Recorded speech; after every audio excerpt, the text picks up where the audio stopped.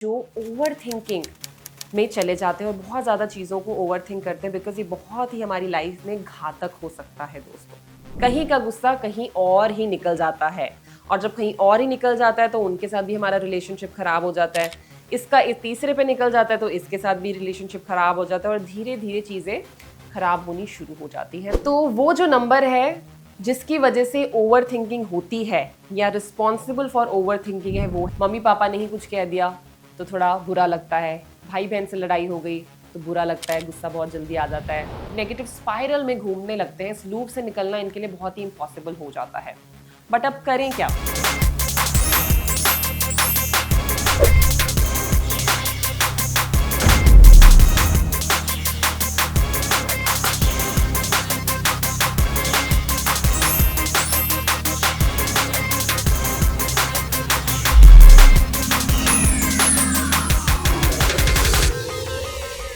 जब मैं स्कूल में पढ़ती थी ना, तो हमेशा मेरे दिमाग में एक ख्याल चलता था उस लड़की के बारे में जो मेरी क्लास में थी। क्योंकि वो जो लड़की थी ना, वो हमेशा क्लास के एक कोने में बैठी रहती थी और पढ़ाई लिखाई में बहुत अच्छी थी वो। बट उसका टाइम के साथ, बिकॉज हम छोटी क्लासेस से ही साथ पे पढ़ते थे, एक ही क्लास में थे, एक सेम स्कूल में थे, तो मैंने देखा कि जैसे जैसे हम बड़े होते गए वो जो लड़की का बिहेवियर था वो काफ़ी चेंज होता रहा, despite that she was very academically bright. थोड़ा थोड़ा उसके वो शांत होती गई और ज़्यादा as we grew up, and उसके बहुत ज़्यादा लड़ाई झगड़े होने शुरू हो गए क्लासमेट्स के साथ इधर उधर। एंड बहुत सालों बाद जाकर जब मैंने न्यूमरोलॉजी सीखी, जब मैं बड़ी हुई, मैंने इसको जाना एंड मुझे मौका मिला उसकी देखने का। मैंने बहुत ही जिज्ञासापूर्ण उसकी डेट ऑफ बर्थ का एनालिसिस करने की कोशिश करी। तो जब मैंने उससे मिला और मैंने उससे बातें करी, तो उसने मुझे बताया कि वो लाइफ में एट सम पॉइंट डिप्रेशन में चली गई थी। वो बहुत ज़्यादा चीज़ों को ओवर थिंकिंग के पैटर्न के अंदर चली गई थी, बहुत ओवर थिंक करती थी, इस हद तक करती थी कि एक पॉइंट पे वो डिप्रेशन में चली गई। और उसने मुझे बताया मल्टीपल टाइम्स उसके साथ ऐसा हुआ।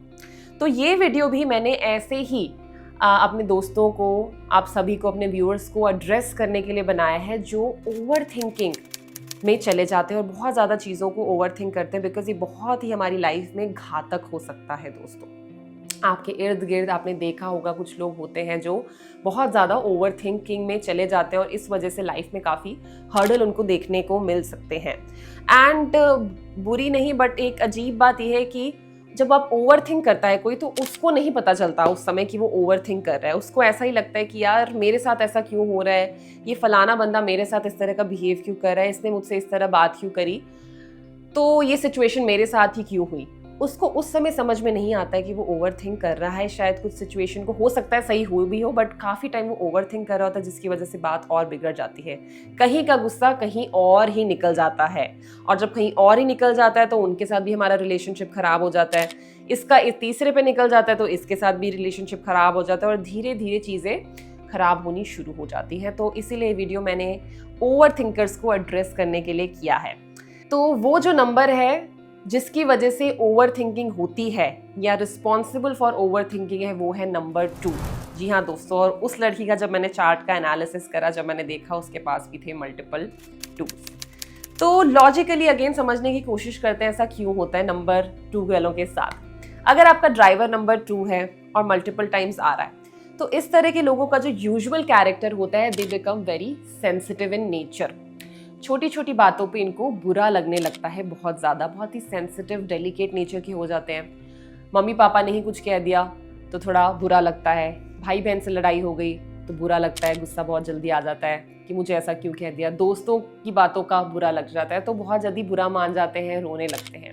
और जब ये multiple times he in a short span of time होने लगता है तो दिल पे चोट लगने लगती है। ऐसा लगता है कि यार सब चीज़ें हमारे साथ ही गलत क्यों हो रही है, और वो फिर सोचते रहते हैं, अकेले बैठे रहते हैं, अपने मन के अंदर इन चीज़ों को भरते रहते हैं। और सबसे ख़राब बात ये है, जो थोड़ी अनफॉर्चुनेट है, कि जब आप 2 नंबर से रूल होते हैं, जब आप मल्टीपल 2s आ जाता है, तो ऐसे लोगों को एक्सप्रेस करना अपनी फीलिंग्स को थोड़ा मुश्किल हो जाता है, दबा के रखते हैं अपने अंदर। और जब दबा के रखते हैं, बाहर नहीं निकालते, वो बढ़ती रहती है और एक दिन अचानक ही फट जाती है, राइट। तो मैं चाहती हूँ दोस्तों ऐसा ना हो, बिकॉज वो फीलिंग बहुत ही ख़राब होती है। इस तरह से कभी कभार लोग जब उनका पीरियड अच्छा नहीं होता है तो डिप्रेशन में भी चले जाते हैं। तो इस तरह से मैं इसको एड्रेस करना चाहती हूँ।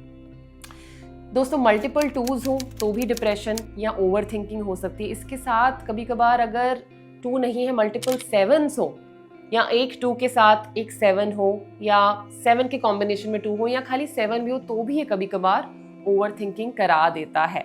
अब इसमें क्यों करा देता है? क्योंकि जो 7 नंबर से रूल होते हैं केतु वाले लोग, इनको धोखे बहुत ज़्यादा लाइफ के अंदर मिलते हैं, राइट? धोखे मिलते हैं लाइफ के अंदर, तो उससे डिसअपॉइंटमेंट्स आती है लाइफ के अंदर बहुत ज़्यादा। अब यहाँ से अगर 2 नंबर भी बैठा हुआ है, राइट, वो इस बारे में बार बार सोच रहा है, हमारे साथ धोखे हो रहे हैं, यहाँ से हम ओवर थिंक कर रहे हैं उसके बारे में, तो ये बहुत ही एक डिजास्ट्रस कॉम्बिनेशन हो गया यहाँ पर। तो फिर वो नेगेटिव स्पाइरल में घूमने लगते हैं। इस लूप से निकलना इनके लिए बहुत ही इम्पॉसिबल हो जाता है। बट अब करें क्या अगर ऐसा हो गया है हमारे चार्ट में? कोई बात नहीं, घबराने की बात नहीं है गाइस। अगर आपके साथ ऐसा हो गया तो मैं कुछ राय, कुछ टिप्स, कुछ गाइडेंस आपके लिए लाना चाहती हूँ। पहले तो अगर मल्टीपल 2s आ गए हैं और 7s के साथ आ गए हैं, तो मैं कहूँगी आपको एक सपोर्ट सिस्टम बनाइए अपने आसपास। वो सपोर्ट सिस्टम कोई भी हो सकता है।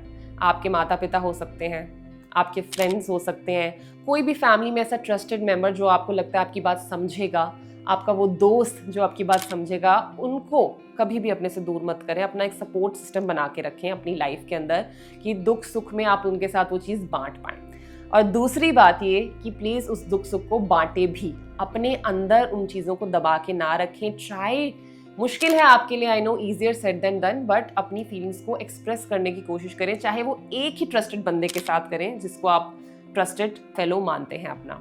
Then I would advise you कि आप मेडिटेशन को अपनाएं, बहुत फ़ायदा होगा आपके लिए। जो आपके ये अंदर ये एक समुद्र की लहरें आ रही हैं आपकी इमोशंस की, उसको थोड़ा सा शांत करने की वो मदद करेगा, आपकी इमोशंस को टोन डाउन करेगा। आपको समझ में आएगा कि वो थिंकिंग की लाइन आपने कब क्रॉस कर दी और वो ओवर थिंकिंग बन गई।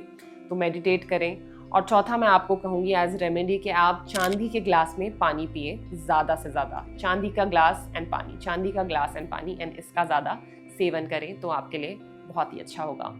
जाने से पहले दोस्तों मैं आपको फिर से बताना चाहती हूँ, everything that you think is not true.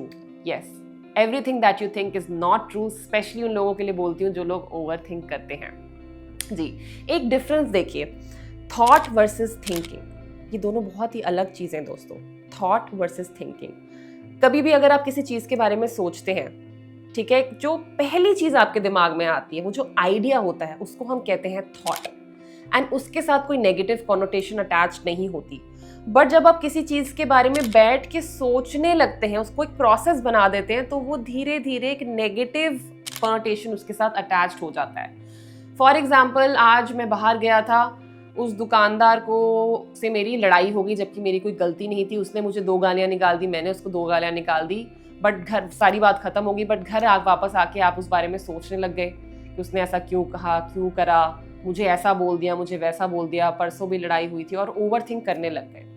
जब भी वो थॉट थिंकिंग में बदल जाए ना, उसको वहीं रोक दें, वहीं रोक दें। खड़े हो जाएं, कुछ और करना शुरू कर दें, एक्सरसाइज करना शुरू कर दें, पानी का ग्लास पी ले, अपनी मम्मी से जाके बात कर दे, बट उसको वहीं दबा दें। You should not go in the loop of thinking. Thought तक ठीक है, एक आइडिया तक ठीक है, बट उसके बारे में बैठ के ज़्यादा देर तक ना सोचें। आई होप मैंने ये वीडियो बनाई, मेरी मंशा एक फ्रेंड न्यूमरोलॉजिस्ट की थी कि मैं आपको गाइड कर पाऊँ कि क्यों हो रहा है आपके साथ और कैसे आप इसको टेम कर सकते हैं। तो दोस्तों, आशा करती हूँ आपको ये वीडियो बहुत अच्छा लगा होगा, आपको आपके काम आएगा। अगर आपको अच्छा लगा हो तो प्लीज़ सब्सक्राइब करें मेरे चैनल को, बेल बटन को हिट करें ताकि आपको नोटिफिकेशन आए अगले वीडियोस के लिए। प्लीज़ इस वीडियो को शेयर करें उन लोगों के साथ जो आपको लगता है ओवर थिंकिंग में एंगेज हो जाते हैं, उनकी बहुत हेल्प होगी। This is a kind move that you can do towards them. बहुत ही काइंडनेस भरा एक्ट होगा, इसको शेयर करें ऐसे लोगों के साथ। एंड जाने से पहले, मेरा नाम है नीला सूद, मैं हूँ आपकी फ्रेंड और न्यूमरोलॉजी कोच, और मैं कोशिश करती हूँ कि न्यूमरोलॉजी को पहुँचाऊँ आप तक बहुत ही सीधा, सिंपल, साइंटिफिक और लॉजिकल मैनर में, कि बात सीधी आपके दिमाग तक पहुँचे, आपके दिल तक पहुँचे, और कुछ भी रट्टा लगाने की ज़रूरत ना हो। मिलेंगे फिर से अगले वीडियो में और इंटरेस्टिंग न्यूमरोलॉजिकल फैक्ट्स के साथ। तब तक के लिए नमस्कार।